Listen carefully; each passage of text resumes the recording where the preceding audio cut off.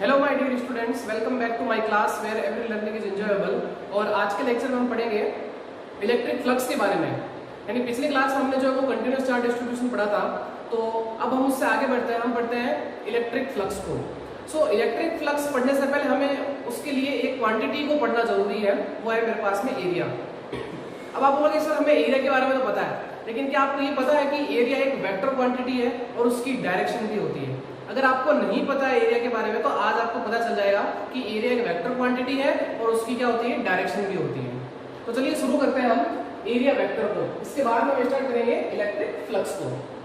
तो ध्यान से देखना कि ये मैंने लिया है एक एग्जांपल। ये मेरे पास में रेक्टेंगल है PQRS, ठीक है। अगर मैं नॉर्मल अगर किसी 10th के बच्चे को पूछूं कि बताइए कि जो है वो रेक्टेंगल का फॉर्मूला क्या होता है उसके एरिया का, तो वो आंसर देगा क्या, एरिया होता है क्या, लेंथ इनटू ब्रेड्थ। बिल्कुल सही है। यही अगर मैं किसी 11th-12th वाले बच्चे को पूछूं कि बताइए एरिया का फॉर्मूला क्या होगा वेक्टर फॉर्म में, तो वो आंसर देगा क्या, PQ क्रॉस QR। क्योंकि आपको पता है कि किन्हीं भी दो वेक्टर का हम अगर क्रॉस प्रोडक्ट निकालते हैं तो हमें क्या देता है, वो वेक्टर प्रोडक्ट मिलता है। तो इसी तरीके से अगर मैं एरिया की बात करूं तो वो क्या आएगा, PQ क्रॉस QR, ठीक है। और अगर मैं क्रॉस प्रोडक्ट अगर मैग्नीट्यूड पूछूं तो वो क्या होगा, ये PQ क्या है मेरे पास में, ये L लेंथ है और QR मेरे पास में क्या है, B है, ठीक। ये देखो इस तरीके से यहाँ पे कि अगर मेरे पास में अगर कोई वेक्टर है R, अगर वो किन्हीं दो के क्रॉस प्रोडक्ट से आता है तो उसका मैग्नीट्यूड क्या निकल के आता है, यही तो आता है AB sin थीटा। आ रही बात समझ में? अब यहीं पे बात कर लेते हैं हम। तो थीटा यहाँ पे कितना है, 90 डिग्री। बिकॉज देख लो इस वेक्टर और इस वेक्टर के बीच में एंगल कितना है, 90 डिग्री है ना, तो इसीलिए तो यहाँ पे मैंने लिखा sin 90। सो देखो sin 90 कितना होता है 1, तो यहाँ से क्या निकल के आया, लेंथ इनटू ब्रेड्थ। लेकिन दोनों ही क्या है, अपने अपनी जगह सही है, लेकिन इसने तो नॉर्मली बता दिया, लेकिन ये क्या वेक्टर फॉर्म में, तो फॉर्मूले में तो कोई दिक्कत नहीं है। लेकिन अगर ये एक वेक्टर क्वांटिटी है तो हम बोलेंगे कि इसकी डायरेक्शन भी होनी चाहिए इस एरिया की। तो देखो डायरेक्शन के लिए हम क्या करते हैं, आपको पता होगा कि जो आप किन्हीं भी दो वेक्टर का हम क्रॉस प्रोडक्ट निकालते हैं और उसके अगर हमें डायरेक्शन चाहिए तो हम निकालते हैं राइट हैंड थंब रूल से, ठीक है। तो हम क्या करेंगे, क्रॉस प्रोडक्ट के लिए अपने हाथ को ऐसा रखेंगे और इस PQ को घुमाएंगे किसकी ओर, QR की ओर। तो देखो ये जो मेरी फिंगर्स है वो इस तरफ आ रही है, देखो PQ क्रॉस QR। तो जो ये थंब है वो क्या बताएगा, इस एरिया की डायरेक्शन को बताएगा। आ रही बात समझ में? तो थंब का आ रहा है जस्ट इस, देखो इस प्लेन के परपेंडिकुलर बाहर की ओर। आ रही बात समझ में? इस तरीके से अंदर भी हो सकता है ना, अगर मैं इसको ऐसे घुमाऊं QR क्रॉस PQ। आ रही बात समझ में? तो ये भी बताऊंगा कि मैं 2D के लिए क्या होता है, लेकिन अभी सब आप सबसे पहले ये सोचिए, अगर मैं मेरे हाथ को ऐसे रखता हूँ PQ और इसको घुमाता हूँ मैं किसकी ओर, QR की ओर, तो जो ये थंब है वो मुझे क्या बताएगा, इस एरिया की डायरेक्शन को बताएगा।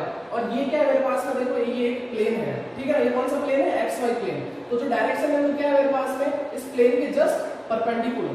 तो ध्यान से सुनना, अगर आपको डायरेक्शन चाहिए तो डायरेक्शन क्या होती है, हमेशा perpendicular to the plane surface. जिस भी आप प्लेन के सरफेस की बात कर रहे हो, ठीक है, तो उसकी जो एरिया की डायरेक्शन होती है वो क्या होती है, perpendicular to the plane surface. तो ये मेरे पास में जो एक प्लेन है, कौन सा प्लेन, XY, तो इसकी डायरेक्शन क्या है, बाहर की ओर, ठीक है ना। इसी तरीके से अंदर भी हो सकती है ये, जब हम क्या इसको QR क्रॉस PQ लिखेंगे तब, ठीक है ना। लेकिन मैग्नीट्यूड में तो सेम होगी, लेकिन डायरेक्शन क्या होगी, इसकी अपोजिट होगी, ठीक है। अब इसमें किसी को एक एग्जांपल देखो। अच्छा यहाँ पे अगर मैं बात करूं इसकी डायरेक्शन को तो मैं कैसे लिखूंगा, यह डायरेक्शन को मैं कैसे सॉल्व करूंगा, तो देखिए इस प्लेन के जस्ट परपेंडिकुलर कौन सी जो एक्सिस है, Z तो है, हालांकि 2D है तो इसलिए मुझे थोड़ा सा ऐसा बनाना पड़ेगा। Z क्या होगा, देखो ये X Y और Z डायरेक्शन क्या होगी, जो आपकी तरफ आ रही है, ठीक है ना। तो इसको मैं कैसे लिखूंगा, K कैप से लिखूंगा। ये आपको पता है ना कि X एक्सिस में क्या लेते हैं हम, I कैप लेते हैं, Y में क्या लेते हैं हम, J कैप लेते हैं, और Z में क्या लेते हैं हम, K कैप लेते हैं। और इस तरीके से अगर अंदर की ओर होगी तो हम क्या लिखेंगे, यहाँ पे -K कैप लिखेंगे। अरे बात समझ में? बिकॉज ये तो आउटवर्ड्स है और फिर ये क्या होगा, इनवर्ड्स। अगर हम आउटवर्ड्स को पॉजिटिव लेंगे तो इनवर्ड्स को क्या लेंगे, नेगेटिव लेंगे, सीधी सी बात है, ठीक है ना। तो जो डायरेक्शन है वो क्या है, perpendicular to the plane surface, ठीक है। एक एग्जांपल देखते हैं, ठीक है, एग्जांपल देखते हैं। ये मेरे पास में XYZ जो है एक्सिस है और यहाँ पे मैंने क्या रखी, एक सर्कुलर प्लेट रखी है। ये मेरे पास में क्या है, सर्कुलर प्लेट है।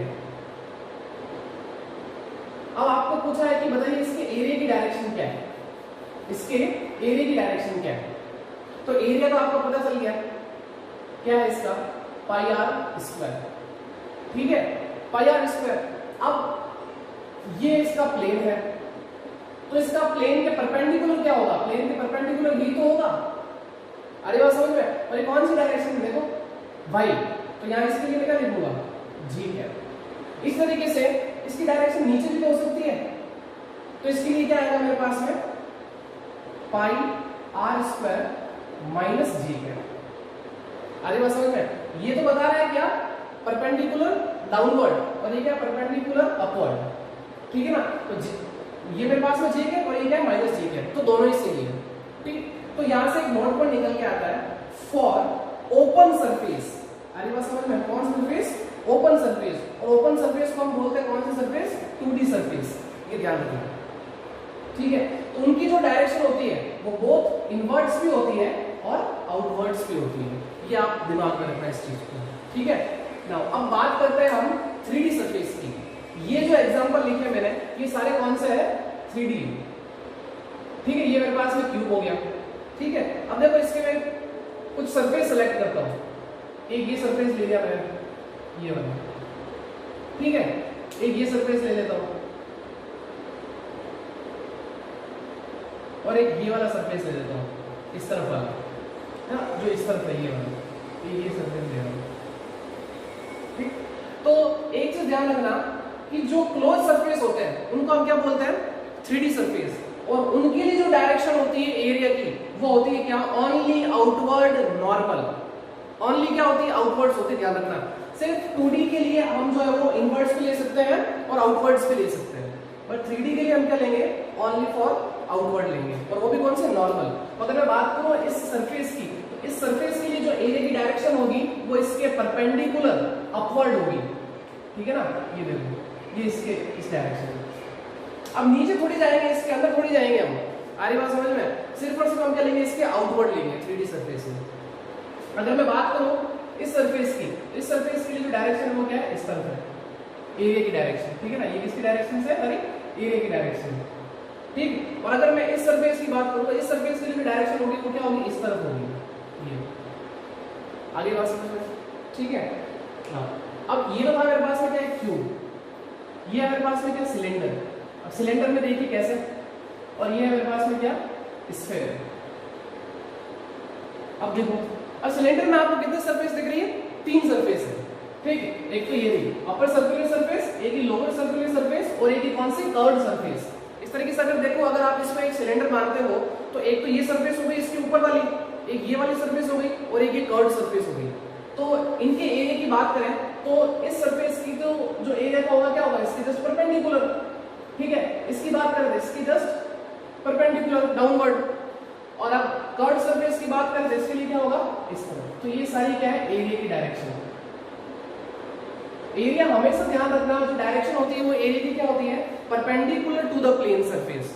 जो भी आपको उसका प्लेन सरफेस है उसके जस्ट परपेंडिकुलर, ठीक है ना। अब बात करें इस स्फीयर की। अब स्फीयर पे देखो, अगर मैं यहां बात करता हूं इस जगह पे तो ये इसके परपेंडिकुलर, इस जगह बात करता हूं तो ये इसके परपेंडिकुलर, यहां बात करता हूं तो ये इसके परपेंडिकुलर, और ये सारी कहां से जाएगी, ये सारी इसके सेंटर से होकर जाएगी, ध्यान रखना। इस जगह बात करते हैं तो इसके जस्ट परपेंडिकुलर, यहां बात करें यहां परपेंडिकुलर। तो बस ये ध्यान रखना कि सरफेस पे, अरे बात समझ में, जो एरिया की डायरेक्शन होती है प्लेन सरफेस पे वो क्या होती है, जस्ट परपेंडिकुलर होती है, क्लियर है। तो इस चीज को दिमाग में रखना कि एरिया क्या है, वेक्टर क्वांटिटी है, और उसकी जो एरिया की डायरेक्शन होती है वो होती है perpendicular to the plane surface. और इस तरीके से अगर मैं 2D सरफेस की बात करूंगा तो डायरेक्शन बोथ इनवर्ड्स भी हो सकती है और आउटवर्ड्स भी हो सकती है। और इस तरीके से अगर मैं क्लोज सरफेस की बात करूं तो वो क्या हो सकती है, ओनली फॉर आउटवर्ड नॉर्मल, ठीक है। तो बस इतना बताना था मुझे एरिया वेक्टर के बारे में, तो फटाफट इस चीज को नोट करिए, फिर हम बढ़ते हैं इलेक्ट्रिक फ्लक्स के बारे में, ठीक है। तो स्टूडेंट्स अब स्टार्ट करते हैं हम इलेक्ट्रिक फ्लक्स को। अभी हमने जो एरिया वेक्टर के बारे में पढ़ लिया है, अब पढ़ते हैं हम इलेक्ट्रिक फ्लक्स को। तो देखिए इलेक्ट्रिक फ्लक्स जिसका सिंबल है क्या, phi e, ठीक है ना, phi इलेक्ट्रिक फ्लक्स है इसलिए हम जो है पे e लिखते हैं। आगे आएगा जब हम मैग्नेटिज्म पढ़ेंगे वहां पर आएगा मैग्नेटिक फ्लक्स, तो इसको जो है phi b लिखेंगे, ठीक है ना। तो ये मेरे पास सिंबल है इसका फाई ई। तो देखो इलेक्ट्रिक फ्लक्स होता क्या है, so the total number of electric field lines passing normally या परपेंडिकुलरली। इसको देखो मैंने एक बॉक्स में बंद किया है, इसका बड़ा मीनिंग ध्यान रखना, नॉर्मली या परपेंडिकुलरली एक ही बात है। Through an area is called electric flux related to that area. समझाता हूं इसको, देखो मेरे पास में कोई सरफेस है, उस सरफेस से जो इलेक्ट्रिक फील्ड लाइंस उसके परपेंडिकुलर जो निकल रही है, जितनी भी इलेक्ट्रिक फील्ड लाइंस उसके परपेंडिकुलर निकल रही है, उसी को हम क्या बोलते हैं, इलेक्ट्रिक फ्लक्स। क्लियर? देखो इस डेफिनेशन को तो मैं अभी समझाऊंगा, दोनों ही जो है वो आप कोई भी लिख सकते हो, लेकिन इसको समझते हैं पहले क्या। तो क्या डेफिनेशन है कि किसी भी सरफेस के परपेंडिकुलर निकलने वाली इलेक्ट्रिक फील्ड लाइंस को हम क्या बोलते हैं, इलेक्ट्रिक फ्लक्स बोलते हैं। अब बात करते हैं कि इलेक्ट्रिक फ्लक्स किस पे डिपेंड करेगा। तो ध्यान से देखना, मान लो मैंने कोई एक सरफेस ले लिया, ठीक है। अब देखो इसके एरिया, अगर मैं बात करूं इसके एरिया की, तो एरिया की डायरेक्शन क्या होगी, जैसे कि मान लो कि ये सरफेस कुछ इस तरीके से, ठीक, तो इसके एरिया की वेक्टर की डायरेक्शन क्या होगी, इस तरफ ही तो होगी। तो इलेक्ट्रिक फील्ड लाइंस से देखो जस्ट इसके परपेंडिकुलर निकल रही है, तब देखिए इस एरिया से जो है वो कितनी इलेक्ट्रिक फील्ड लाइंस इस एरिया के जस्ट परपेंडिकुलर निकल रही है, ये एरिया वेक्टर की डायरेक्शन।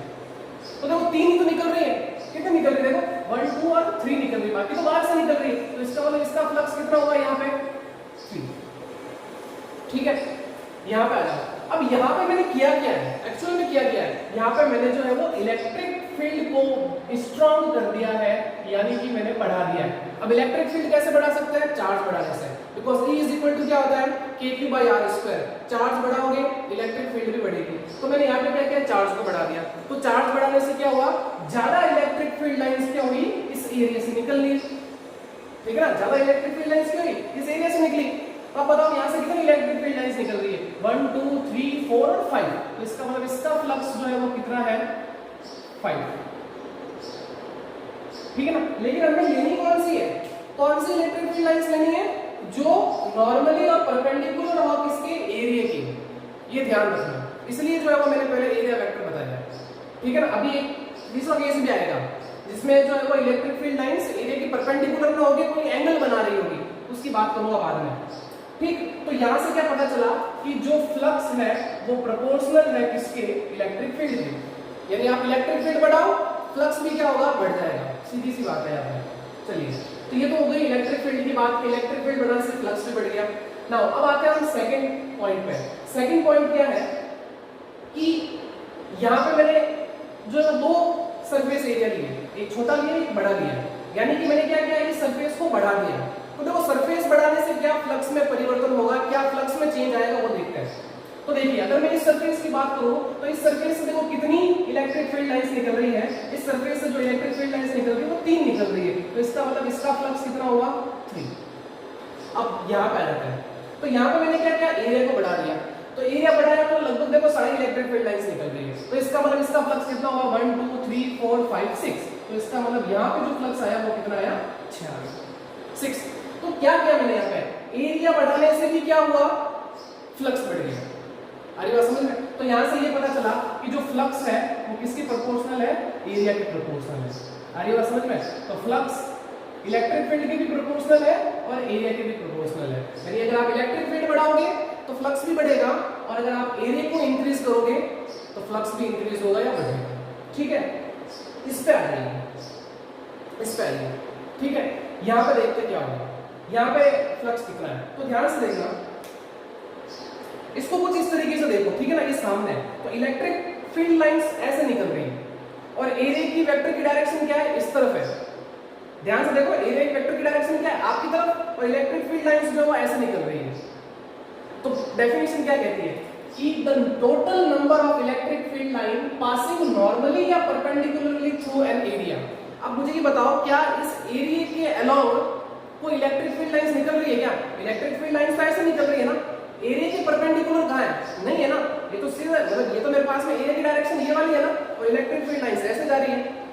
बट यहाँ पे क्या था, देखो जो एरिया की डायरेक्शन है इस तरफ है, और जो इलेक्ट्रिक फील्ड लाइन है वो भी क्या हो रही है, इसको चीरते हुए निकल रही है। मतलब कि जस्ट इस एरिया की जो डायरेक्शन है उसके जस्ट परपेंडिकुलर निकल रही है।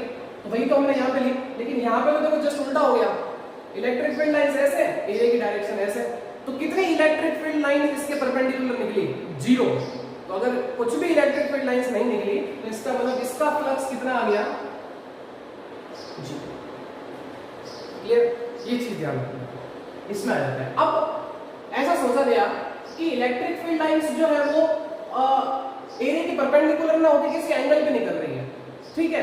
तो अब देखो इसकी वजह से जो फ्लक्स निकलेगा, इसकी वजह से जो फ्लक्स निकलेगा वो कैसे निकलेगा, क्या इस इलेक्ट्रिक फील्ड की वजह से फ्लक्स निकलेगा, या अगर मैं इस इलेक्ट्रिक फील्ड के जो कंपोनेंट है दो, यानी परपेंडिकुलर कंपोनेंट, उसमें अगर मैं तोड़ दूं, यानी एक इसका परपेंडिकुलर कंपोनेंट इस तरफ आएगा और एक इसका परपेंडिकुलर कंपोनेंट इधर आएगा, तो जिस तरफ थीटा होता है आपको पता है कि वहां क्या होता है कॉस, और इसके अपोजिट क्या होगा साइन। अब आप खुद बताइए दोनों में से फ्लक्स किसकी वजह से होगा, और डेफिनेशन क्या कहती है कि electric field lines passing normally या perpendicular to that area.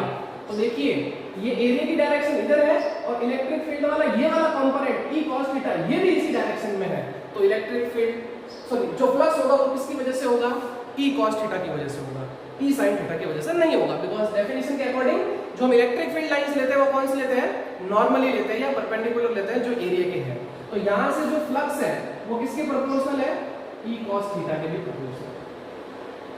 Clear, तो यहां से जो फॉर्मूला निकला अगर मैं इन तीनों को कंबाइन कर दूं तो क्या ये कुछ इसी तरीके से है, फाई ई ए cos थीटा। आ रही बात समझ में? तो देखिए, तो यहां से देखिए आप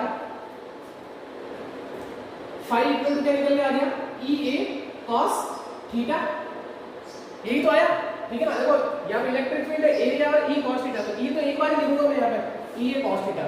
अब आपको पता है कि cos कौन से प्रोडक्ट में आता है, स्केलर प्रोडक्ट में आता है, सो यही डेफिनेशन है ये वाली। तो देखो क्या है कि the scalar product of electric field and area vector is called electric flux.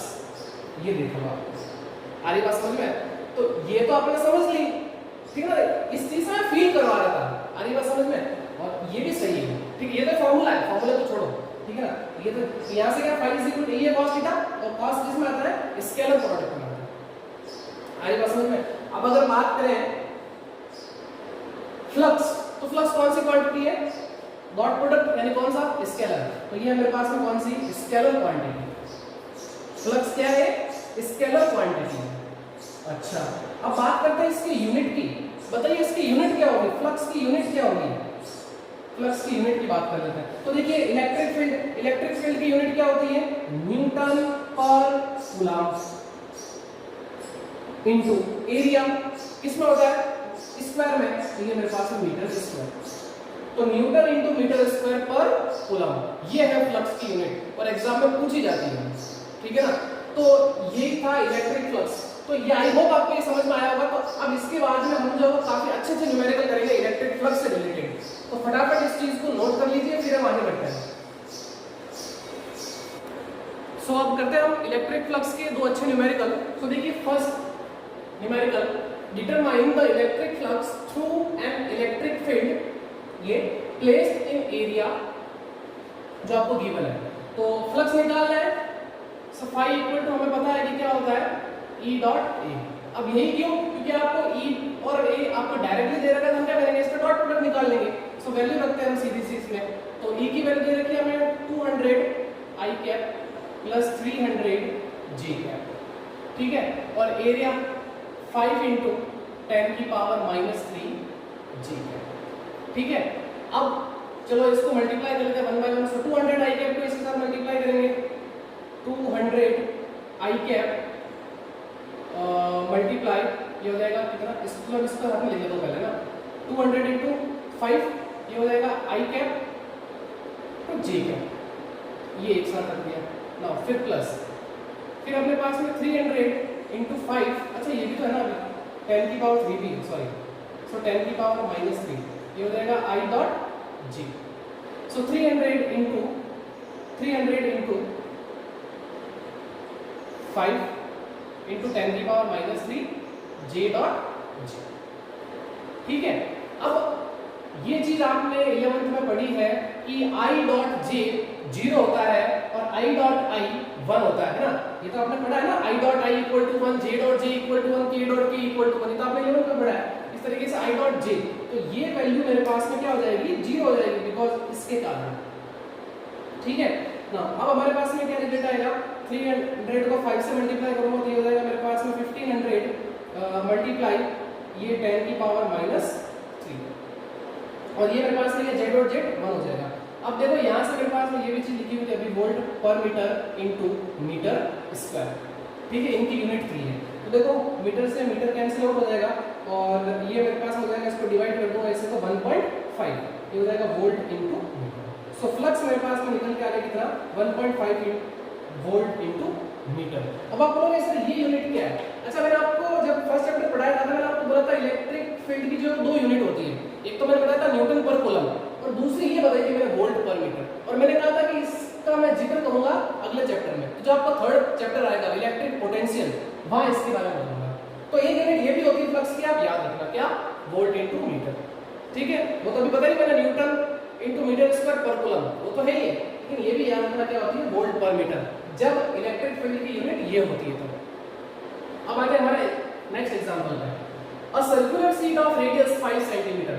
जब भी आप न्यूमेरिकल करो तो आप न्यूमेरिकल को एक साथ पूरा मत पढ़ो, आप पहले 1-2 लाइन पढ़ो, उससे आप विजुअलाइज करो, आप इमेजिन करो क्या चीज है। तो देखो सर्कुलर शीट बोला है, तो मैंने सर्कुलर शीट बना ली है, ये मैंने सर्कुलर शीट बना ली, ठीक है, जैसा इसने बोला था, ऑफ रेडियस 5 सेंटीमीटर, तो इसकी रेडियस कितनी है, 5 सेंटीमीटर है, ये 5 सेंटीमीटर। ठीक, अब बोला है place in uniform electric field, किसी यूनिफॉर्म इलेक्ट्रिक फील्ड में रखा है, ऑफ 5 × 10 की पावर 5 वोल्ट पर मीटर। तो यहाँ पर हमने जो है वो इलेक्ट्रिक फील्ड की वैल्यू दे दी है, वो दी कितनी, 5 × 10 की पावर 5 वोल्ट पर मीटर। ठीक, such that its plane makes an angle 30 degree with the field. अब जो सर्कुलर शीट का जो प्लेन है, तो प्लेन तो यही है इसका, जैसे सर्कुलर शीट है इसका प्लेन, तो इसका प्लेन है, इसका प्लेन जो है वो इलेक्ट्रिक फील्ड के साथ में कितना एंगल बना रहा है, 30 डिग्री बना रहा है। तो मान लिया कि ये जो कोई इलेक्ट्रिक फील्ड लाइंस ऐसे निकल रही थी, ठीक है, ये इलेक्ट्रिक फील्ड लाइंस निकल रही थी, और ये इसका प्लेन, और ये इसके साथ में कितना एंगल बना रही है, 30 डिग्री का एंगल बना रही है। अब क्या पूछा आपको, determine the electric flux through the sheet. अब आपको इस शीट से निकलने वाले फ्लक्स की वैल्यू बतानी है क्या होगी। अगर मैं आपसे पूछूं फ्लक्स का फार्मूला, तो आप बोलोगे sir E A cos theta, ये तो बोलोगे, बिकॉज़ एंगल दे रखा है, हम क्या लगाएंगे, E A cos थीटा लगाएंगे। ठीक, अगर मैं A पूछूं क्या एरिया, तो सर्कुलर शीट है, तो इसका एरिया क्या होगा, पाई r स्क्वायर और cos 30। आपने जैसे ही यहाँ पे 30 रखा, आपका आंसर आएगा गलत। अब देखिए क्यों, मैंने आपको पहले ही एक चीज बताई थी कि हमें इलेक्ट्रिक फील्ड लाइंस कौन सी चाहिए, जो एरिया के जस्ट परपेंडिकुलर हो, यानी जो एरिया वेक्टर होता है उसकी डायरेक्शन के अलोंग हो, वही हमें चाहिए। तो पहले तो आप ये देखिए कि इस सर्कुलर शीट का प्लेन, इसका सरफेस एरिया, इसकी जो एरिया की डायरेक्शन है वो क्या है, तो ये तो इसका प्लेन हो गया, इस प्लेन के जस्ट परपेंडिकुलर एरिया की डायरेक्शन तो ये है ना, ये एरिया की डायरेक्शन है, और हम एंगल कौन सा लेते हैं, ये फॉर्मूला है ना, देखो E A cos theta, angle between electric field and area. तो मुझे ये बताइए ये एरिया किसके बीच, सॉरी ये एंगल किसके बीच में है, ये तो प्लेन और इलेक्ट्रिक फील्ड के बीच में है ना। हमें कौन सा चाहिए, हमें चाहिए इलेक्ट्रिक फील्ड और एरिया वेक्टर के बीच का एंगल। तो इलेक्ट्रिक फील्ड और एरिया वेक्टर के बीच का एंगल हमें ये चाहिए, तो ये 30 है, तो बताओ ये कितना होगा, 60। आएगा समझ में। तो हम यहाँ पे जो वैल्यू रखेंगे तो 30 ना रखें, हम क्या रखेंगे, यहाँ पे रखेंगे 60, तो यहाँ पे आएगा क्या, 60 डिग्री। अब ये सही होगा, अरे बस समझ में, तो ये चीज ठीक। अब बात करते हैं इलेक्ट्रिक फील्ड की। तो इलेक्ट्रिक फील्ड हमें क्वेश्चन में गिवन है, रेडियस आपको क्वेश्चन में दे रखी है कितनी, 5 सेंटीमीटर, लेकिन हमें इसको क्या करना पड़ेगा, मीटर में चेंज करना पड़ेगा। तो देखो इलेक्ट्रिक फील्ड रख लूंगा मैं यहाँ पे 5 × 10 की पावर 5, पाई की वैल्यू आपको पता है 3.14। और अब बात करते हैं रेडियस, रेडियस क्या है मेरे पास में, रेडियस है 5, तो 5 × 10 की पावर, इसको तो अलग कर देता हूं मैं, 5 × 10 की पावर -2 का होल स्क्वायर। ठीक, अब cos 60, और cos 60 की वैल्यू क्या होती है, 1/2। बस इसको सॉल्व करना और आंसर, ठीक है। इसका आंसर आएगा लगभग 1.96 इंटू 10 की पावर, ठीक है, और वोल्ट इंटू मीटर। तो यूनिट इसकी वोल्ट पर मीटर दे देते हैं, इसलिए यूनिट क्या निकल के आएगी फ्लक्स की वोल्ट इंटू मीटर। सो ये अच्छा न्यूमेरिकल था, ठीक है ना। यहाँ पे कंफ्यूजन होता है, ध्यान रखना। एग्जाम में आपने 30 लिखा, क्वेश्चन गलत, क्लियर, इसका जाता है। अब देखिए, अभी तक हम बात कर रहे थे कि हमें जो है वो सरफेस एरिया में से बिल्कुल हमें जो प्लेन दिख रहा था। अब मान लो कि जरूरी थोड़ी है कि हर समय आपको जो प्लेन है, जो एरिया है वो आपको क्या मिले, प्लेन दिखे, है ना, प्लेन सरफेस मिले। मान लो कुछ इस तरीके से सरफेस है। अब यहाँ पर हमें जो फ्लक्स कैलकुलेट करना है तो कैसे करेंगे, तो देखिए ये मेरे पास में जो है वो कोई एक सरफेस है, इससे इलेक्ट्रिक फील्ड लाइन से वो कुछ इस तरीके से निकल रही है, क्लियर। अब देखिए यहाँ पे एरिया अलग है, यहाँ एरिया अलग है, यहाँ अलग है, यहाँ अलग है, सभी जगह अलग अलग एरिया है ना। तो मैंने क्या किया, इसको मैंने क्या किया, अगर मुझे टोटल फ्लक्स निकाला तो मैं क्या करूंगा, सभी छोटे छोटे क्या करूंगा, मैं इसको एरिया में तोड़ दूं, एरिया वेक्टर में तोड़ दूं, और फिर क्या करूं, उन सभी से निकलने वाले फ्लक्स को ऐड कर दूं। और ऐड करने का काम कौन करेगा, इंटीग्रेशन, ठीक है ना। तो मैंने क्या किया, यहाँ पे इनके जो है वो छोटे छोटे एरिया एलिमेंट काट दिए, ये डीए, ये डीए, ये वाला डीए, ये डीए, ठीक है, ये मैंने निकाल लिए। अब देखो, अगर मैं पूछूं इस जगह पे जो इसके एरिया की डायरेक्शन होगी वो क्या होगी, इसके परपेंडिकुलर। अरे बात समझ में, यहाँ बात करूंगा तो इस एरिया की जस्ट परपेंडिकुलर, यहाँ बात करूंगा तो इसके परपेंडिकुलर, और यहाँ बात करूंगा तो परपेंडिकुलर, क्लियर। मैंने पहले बताया था, हमेशा आपको जो एरिया की डायरेक्शन बनानी है, प्लेन सरफेस की क्या बनानी है, परपेंडिकुलर बनानी है। तो यहाँ पे मैंने क्या किया, छोटे छोटे एरिया जैसे तोड़ दिए, क्योंकि बिकॉज ये मेरे पास में जो है वो अनसिमेट्रिकल शेप है, तो इसका डायरेक्टली हम जो इलेक्ट्रिक फ्लक्स निकाल नहीं सकते। तो हम क्या करेंगे, इसके एरिया को छोटे छोटे भागों में हम जो है वो इसको क्या करेंगे, डिवाइड कर देंगे। फिर हम क्या करेंगे, इसका हर एक एरिया से निकलने वाले फ्लक्स को हम निकाल के उन सबको क्या करेंगे, हम ऐड कर देंगे। हर एक एरिया से निकलने वाले फ्लक्स को हम क्या करेंगे, ऐड करेंगे। और ऐड करने का काम करेगा कौन, इंटीग्रेशन, ठीक। अब ध्यान से देखना, यहाँ एंगल ये थीटा, ये इलेक्ट्रिक फील्ड और एरिया के बीच में थीटा, यहाँ पे भी थीटा और यहाँ पे भी थीटा, ठीक है। और जो टोटल फ्लक्स जो निकल के आएगा वो उसको कुछ इस तरीके से लिखेंगे, इंटीग्रेशन ऑफ क्लोज सरफेस। ये जो सर्कल लिखना है ना आपको इंटीग्रेशन के बीच में, इसका मीनिंग होता है क्लोज सरफेस, ठीक है, ई डॉट डी। अरे बात समझ में, अगर सभी जगह एक जैसा होता तो यूनिफॉर्म होता तो हम क्या करते हैं, ई डॉट ए, ये तो हमने पढ़ा ही है, ई डॉट ए। लेकिन यहाँ पे थोड़ा सा अनसिमेट्रिक है, तो हम जो है क्या करेंगे, सभी छोटे छोटे एरिया के कारण जो फ्लक्स होगा उनके कारण हम सभी फ्लक्स को क्या करेंगे, ऐड कर देंगे, ठीक है। अब एंटरिंग जो फ्लक्स होगा किसी भी बॉडी के अंदर, ध्यान से सुनना, किसी भी बॉडी में जो एंटरिंग फ्लक्स होता है वो हमेशा निगेटिव होता है, और जो लिविंग फ्लक्स होता है, जो निकल रहा है फ्लक्स, वो हमेशा क्या होता है, पॉजिटिव होता है। ध्यान से समझो इसको, कैसे देखो, यहाँ एंगल कितना है, 90 से ज्यादा है ना। अच्छा, आपको ये चीज पता होनी चाहिए कि cos 0 की वैल्यू क्या होती है, 1 होती है। cos 90 की वैल्यू क्या होती है, 0 होती है। तो आपको ये तो पता चला कि देखो एंगल बढ़ रहा है ना, तो cos की वैल्यू क्या हो रही है, कम हो रही है। ध्यान से देख लो इसको, आप एंगल बढ़ा रहे हो, वैल्यू कम हो रही है cos की, तो इसका मतलब अगर 90 से जैसे आप ज्यादा जाओगे तो वैल्यू क्या नेगेटिव आएगी कि नहीं आएगी, आप खुद सोच के बताइए। cos की वैल्यू नेगेटिव होगी, सीधी सी बात है। तो ये ध्यान रखो कि cos 180 की वैल्यू की जो वैल्यू होती है वो कितनी होती है, -1 होती है। तो ये चीज ध्यान रखना कि जैसे ही एंगल 90 से ज्यादा होगा, यहाँ पे इलेक्ट्रिक फ्लक्स क्या निकल के आएगा, निगेटिव निकल के आएगा। और यहाँ देखो एंगल क्या है, 90 से कम है, तो यहाँ जो लिविंग फ्लक्स होगा वो क्या होगा, पॉजिटिव होगा। तो इस चीज का आप दिमाग में रखना, एंटरिंग फ्लक्स को आपको नेगेटिव लेना है, लिविंग फ्लक्स को आपको पॉजिटिव लेना है, क्लियर है। फटाफट इस चीज को नोट करिए। सो स्टूडेंट्स, हम जो है वो एक और एग्जांपल करते हैं इलेक्ट्रिक फ्लक्स से रिलेटेड। तो देखिए क्वेश्चन क्या है, a cylinder is placed in a uniform electric field whose direction is along the axis of electric field।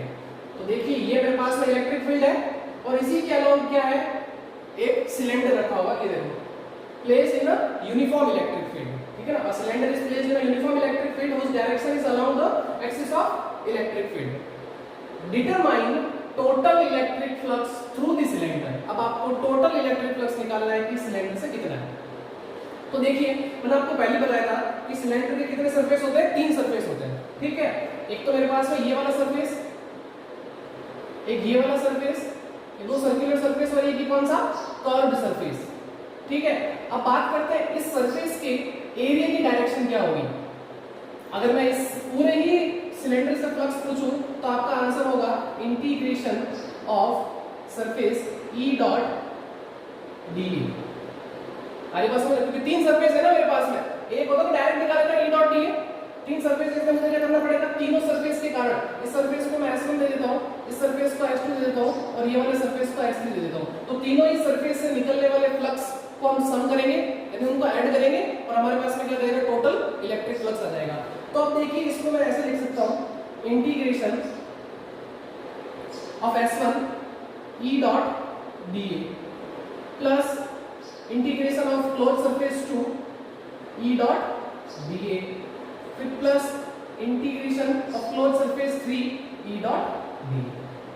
ठीक है, तीनों सरफेस बना दिए। अब बात करते हैं इनके बीच के एंगल की। तो सबसे पहले इस सरफेस एरिया की डायरेक्शन की बात करूंगा, तो इसके जस्ट क्या होगी, परपेंडिकुलर इस तरफ, ये है मेरे पास में एरिया की डायरेक्शन। यहां बात करूं एरिया की डायरेक्शन इस तरफ होगी, ये डी। और इस सरफेस की बात करूंगा तो जो डायरेक्शन होगी वो क्या होगी, इस तरफ, ये डी। आ रही है बात समझ में, हमेशा क्या होगी, परपेंडिकुलर होगी, ये देख लो। ठीक, अब यहां बात करते हैं कि इलेक्ट्रिक फील्ड और एरिया के बीच में क्या जो है वो एंगल है। तो ध्यान से देखो, इलेक्ट्रिक फील्ड की डायरेक्शन इस तरफ, एरिया की डायरेक्शन इस तरफ, तो एंगल कितना बना है इनके बीच में, देखो आप 180 डिग्री का। तो इसका मतलब यहां एंगल कितना है, 180 डिग्री। इसके बीच में इलेक्ट्रिक फील्ड और एरिया वेक्टर के बीच में याद आता है, इलेक्ट्रिक फील्ड की डायरेक्शन इधर और एरिया की भी डायरेक्शन इधर, तो यहां एंगल कितना है, 0 डिग्री, यह आ जाता है। तो देखो इलेक्ट्रिक फील्ड की डायरेक्शन इस तरफ और एरिया वेक्टर की डायरेक्शन इस तरफ, तो देखो यह एंगल कितना बन रहा है, 90 डिग्री। तो यहां थीटा कितना है, 90 डिग्री। क्लियर, तो यहां आ जाता है इंटीग्रेशन। तो ये हो जाएगा मेरे पास में E D A cos first surface की बात करें तो 180 plus E D A second surface की बात करें तो कॉस 0, फिर प्लस थर्ड सरफेस के इंटीग्रेशन की बात करेंगे तो ये हो जाएगा मेरे पास में ई डी ए कॉस 90। ये देखो, तो देखो आपको पता है कि cos 90 कितना होता है, 0, तो ये तो मेरे पास पूरी वैल्यू 0 हो जाएगी। अब बात करते हैं यहाँ पे, यह आ जाता है cos 180 कितना होता है, मैंने अभी लिखवाया वहां पे, देखो कितना, -1। तो ये मेरे पास में हो जाएगा, माइनस को मैं बाहर ले लेता हूँ, इलेक्ट्रिक फील्ड को भी बाहर ले लेता हूँ, इंटीग्रेशन किसका होगा, सिर्फ और सिर्फ डीए का इंटीग्रेशन होगा। इसका इंटीग्रेशन होगा, डीए का इंटीग्रेशन होगा। यहाँ पे भी देखो cos 0 कितना होता है, cos 0 1 होता है, और यहाँ पे अब मैं E को बाहर ले लूं बिकॉज़ इलेक्ट्रिक फील्ड कांस्टेंट है, और ये D। अब आप बताओ DA का इंटीग्रेशन क्या होगा, A हो जाएगा ना, सीधी सी बात है यहाँ पे, तो EA फिर प्लस यहाँ पे भी क्या हो जाएगा A। जैसे कि dx का इंटीग्रेशन x, dt का इंटीग्रेशन t, dy का इंटीग्रेशन y, तो इसी तरीके से देखो DA का इंटीग्रेशन क्या होगा, A होगा, यहाँ पे भी। तो देखो ये भी क्या हो जाएगा, cancel out. So total flux क्या, total flux through the cylinder कितना है, 0 है। आगे बात समझ में, फिर भी अगर आपको डाउट हो तो मुझे कमेंट करके जरूर बताना। सो आज की क्लास में बस इतना ही आया हूं, आपको आज की क्लास में मजा आया होगा। तो मिलते हैं नेक्स्ट वीडियो में जिसमें हम पढ़ेंगे गॉस लॉ को, जो हमारे इस चैप्टर का सबसे इंपॉर्टेंट टॉपिक है, और इस चैप्टर का नाम भी यही है, Gauss law and its application. तो मिलता है नेक्स्ट वीडियो में, तब तक take care, thank you and good bye.